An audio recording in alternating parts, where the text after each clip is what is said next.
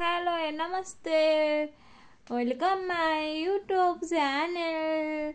My cutie princess Shivani Rekmi and Mamu Suhasina Rekmi. Hi सन्चै हुनुहुन्छ I hope हामी पनि सन्चै छौं। आज हामी ब्लग स्टार्ट गर्न जाँदैछौं। बेबीको टोपी चाहिँ अलि माथि सार्दिनु पर्यो। अनि साथीहरु के छ खबर? हजुरकोतिर कतिको जाडो छ? हाम्रोतिर चाहिँ धेरै जाडो छ। बुटोलतिर आज चाहिँ अलि घाम लागेको थियो बुटोलमा, त्यसैले हामी घाम तापेर ह्यापी पनि छौं। तर साथीहरु बेबीले खोकी पनि रहेछ, गाह्रो छ साथीहरु। यस्तो छ अब के भन्नु, के भन्छन्, यस्तो छ भन्दा पनि उसको याद आयो, कलौटे खोक्यो।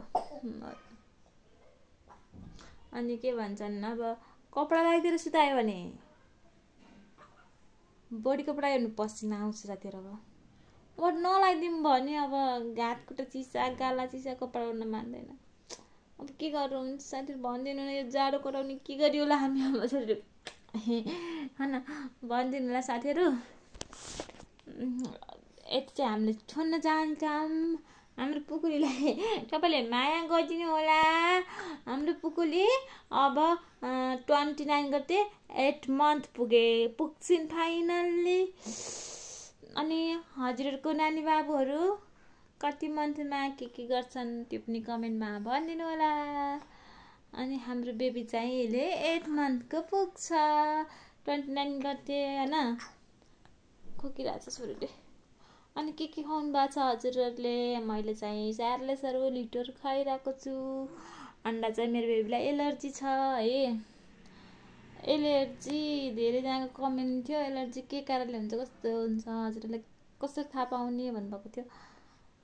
कुनै कुराहरु खान्दिएर के एलर्जी भयो भने बाटो बमिट गर्दैछन्, पुरा निकाल्दैछन्, अथवा रात बिबिराहरु शरीरहरुमा देखा पर्ने रहेछ है साथीहरु। मलाई पनि बाबुले चाहिँ थाहा भएन, नानीको बाले चाहिँ अलि थाहा छु। जाडोमा फेरि डाइपर कुन परि रेस हुने साथीहरु।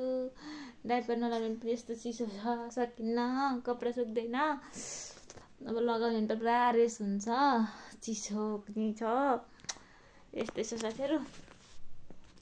हामी चाहिँ मामु छ यो। हामी सबैले नर्सन सुरु माया गरिदिनु होला। हाय हाय। अनि अरु के भन्न चाहन्छु छोरी? बाइ गरिदेऊ। हेन्चेक गरिदेऊ, हेन्चेक गरिदेऊ मामालाई, हेन्चेक हेन्चेक गरिदेऊ के, हेन्चेक हेन्चेक। गुड छानो मान्छे। चस गर, चस गर, चस गर, चस। फेरि चस गर ल, फेरि चस गर, छोरी चस। कुटीकुटीमा चस गर्छ छोरीले साथीहरु। हामीले यस्तो पनि छ। नमस्ते गर्ने कहिले अब भन्थ्यो अरे? नमस्ते नि गरिदिन्छु भोलिपछि भन। बाई बाई भनेर अब बाई बाई गर्छौँ हामी। छोटो मिठो ब्लग हामी स्टार्ट गर्छौँ भन्थ्यो। अब चाहिँ हामी माम पकाउनु पर्छ। दादा र ड्याडी भएर मिलमा जानु, तरी पेल्न। छान मान्छेलाई जाडो भयो, चिसो भयो, तातो तरीको तेल हामी लगाउँछौँ, हैन छोरा? हजुरले कुन तेल लगाइदिनुहुन्छ बेबीको लागि? मसाजमा मैले चाहिँ टाउकोमा कोकोनट ओइल लगाइदिन्छु, किनकि मेरो बेबीको तालुमा कस्तो के त्यो उस हुन्छ नि, कालो कालो, त्यो भएछ, त्यही भएर। अनि फेसमा पनि कोकोनट ओइल खास गरी हल्का हल्का लगाइदिन्छु। शरीरमा चाहिँ तरीको तेल लगाइदिन्छु। कुन भन्दा फेरि हजुरहरूलाई म देखाउन जाँदैछु। कुन सानो कता छ तिमीलाई? नरिवल तेल लगायो भने धेरै ख्याल गर्नु पर्दो रहेछ साथीहरु। नरिवल तेल लगाउँदा पनि बेबीलाई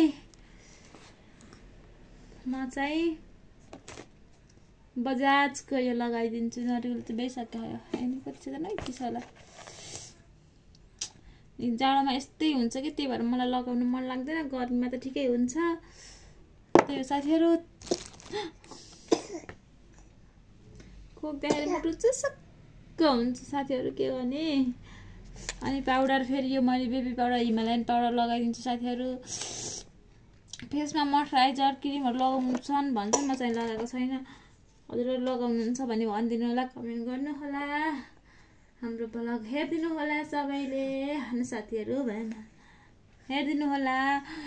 खाँदैन बेबी। अब हामी चाहिँ माम पकाउने हो, म छुटेर उठेँ भन्दै न हेन्चे गर्दै फेरि एकचोटि हेन्चे गर्दै ल हेन्चे ल चस गर्दै